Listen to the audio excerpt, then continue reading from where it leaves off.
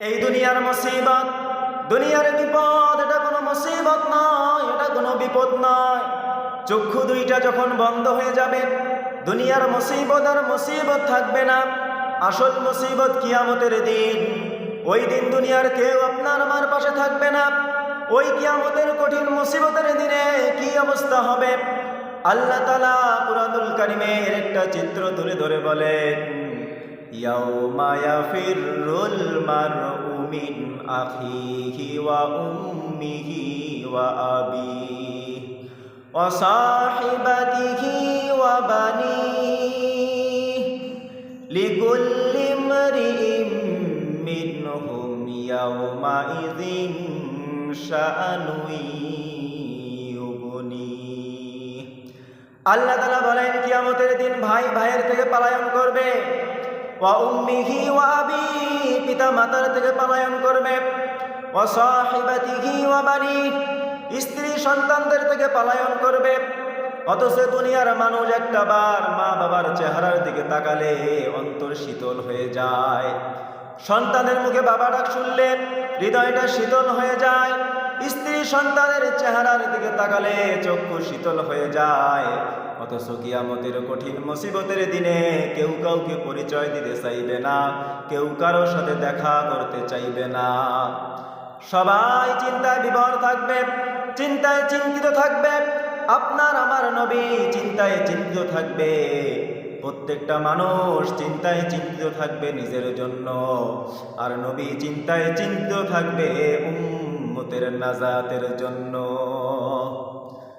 নবী ছুটে যাবে হাউজে কাউসারের কাছে, না জানি আমার কোনো উম্মত পানি পানি করে পাগল পারা হয়ে যায়। নবীজি ছুটে যাবে ফুলসিরাতের কাছে, না জানি আমার কোনো উম্মত ফুলসিরাত পাড়ি দিতে ব্যর্থ হয়ে যায়। নবীজি ছুটে যাবে জাহান্নামের কাছে, না জানি আমার কোনো উম্মতকে জাহান্নামে দিয়ে দেয়। নবীজি ছুটে যাবে মিজানের কাছে, না জানি আমার কোনো উম্মত ওজনে ধরা খেয়ে যায়। নবীজি ছুটে যাবে আল্লাহর কাছে উম্মতের নাজাতের জন্য সুপারিশ করতে। বিশ্ব নবী জনাবে মুহাম্মদুর রাসূলুল্লাহ সাল্লাল্লাহু আলাইহি ওয়াসাল্লাম আল্লাহর কাছে তার উম্মতের জন্য নাজাতের সুপারিশ করবে। প্রত্যেকটা নবী জান্নাত অভিমুখী হবে, জান্নাতের দরজায় পৌঁছায় যাবে। জান্নাতের দরজা খোলা হবে না, ডাক দিয়ে বলবে জান্নাতের দরজা খোলা হয়নি কেন? জান্নাতের পাহারাদাররা বলবে, যিনি আসলে জান্নাতের দরজা খোলা হবে তিনি এখনো আসেন নাই। কে তিনি? মুহাম্মাদুর রাসূলুল্লাহ সাল্লাল্লাহু আলাইহি ওয়াসাল্লাম। কোথায় তিনি? হাসরের ময়দানে উম্মতের নাজাতের চিন্তায় চিন্তিত। ততক্ষণ পর্যন্ত নবী জান্নাত অভিমুখী রওনা হবেন না, যতক্ষণ পর্যন্ত ওই উম্মত যাররা পরিমাণ ঈমান যার ভিতরে আছে, যতক্ষণ পর্যন্ত এনার ব্যাপারে আল্লাহর পক্ষ থেকে জান্নাতের নিশ্চয়তা পাবে, ততক্ষণ পর্যন্ত নবী জান্নাতের উদ্দেশ্যে রওনা হবে না। কঠিন কিয়ামতের মুসিবতের দিন আমার বাবা আমারে চিনবে না, আমার মা আমারে চিনবে না, আমার ভাই বোন আমারে চিনবে না, আমার স্ত্রী আমারে চিনবে না। ওই কঠিন কিয়ামতের মুসিবতের দিন বিশ্ব নবী আমারে ভুলবে না।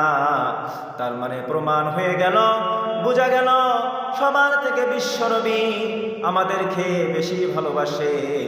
যতক্ষণ পর্যন্ত তার উম্মতের নাজাতের জন্য আল্লাহর কাছে নিশ্চয়তা হবেন না, ততক্ষণ পর্যন্ত নবী নিজেও জান্নাতে যাবেন না।